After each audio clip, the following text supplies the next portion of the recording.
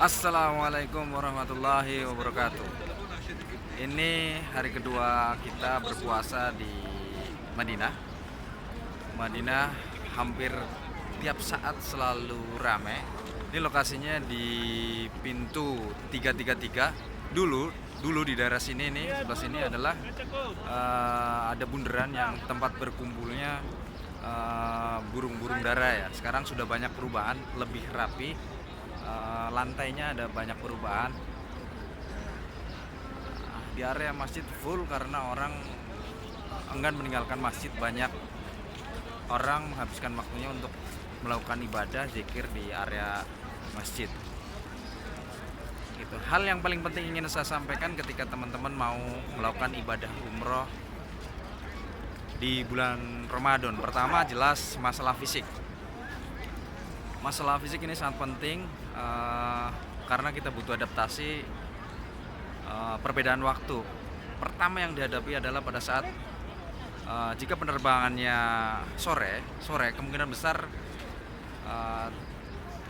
jemaah umroh itu akan berbuka puasa di atas pesawat. Itu selisihnya antara 3 sampai 4 jam tergantung jadwal penerbangan ya.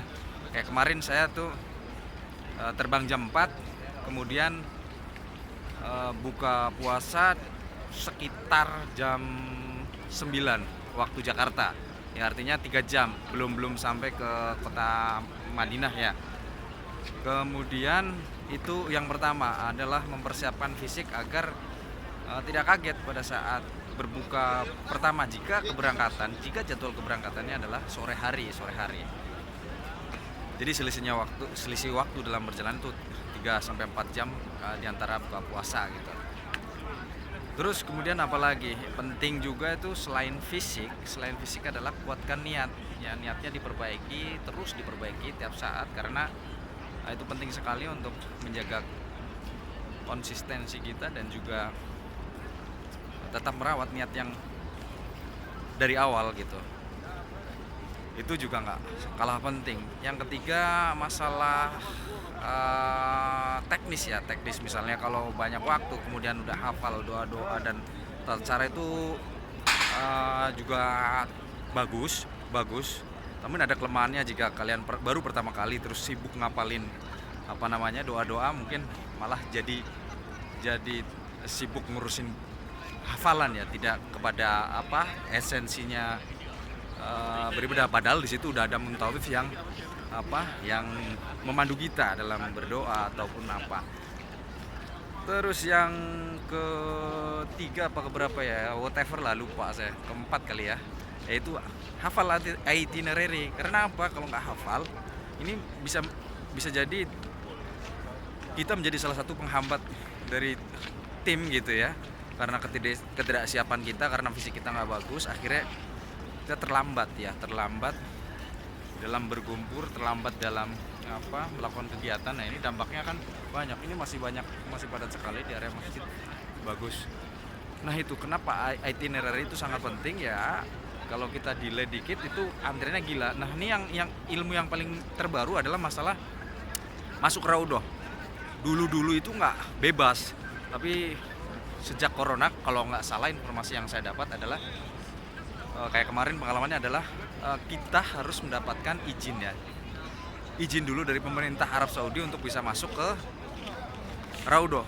Nah karena saking banyaknya jemaah jadi terjadi banyak akumulasi massa yang ya walaupun terkondisikan bagus di area tertentu tapi itu memakan waktu sangat banyak. Padahal di perizinan tasrih itu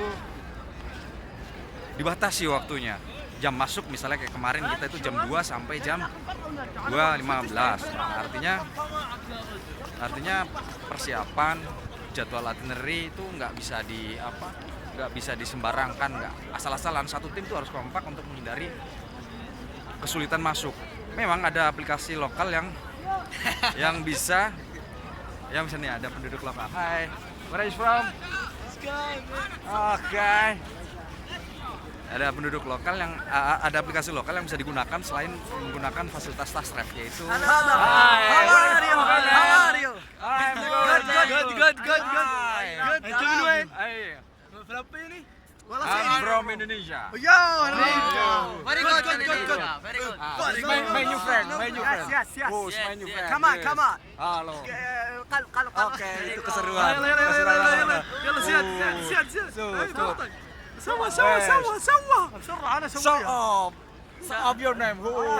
Yes, it's from Madinah. I love you. I love you. I love you. الله أكبر الله أكبر الله أكبر. الله أكبر أشهد أن لا إله إلا الله أشهد أن لا إله إلا أشهد أن لا إله محمد أشهد أن رسول الله محمد رسول الله.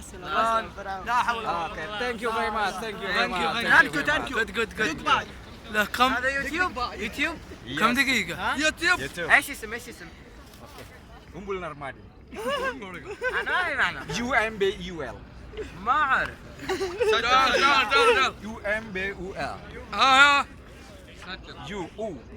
U أنت اكتب M B U تشبيك اشترك بقناة Umbul ال Narmadi. صبيقة انت فكرية والله انك والله انك اسماخة بالحرام والله حاطك بالحرام ادري وين ربك حاطك اسماخة وماسك جوال وتصور واي فاي Okay, problem.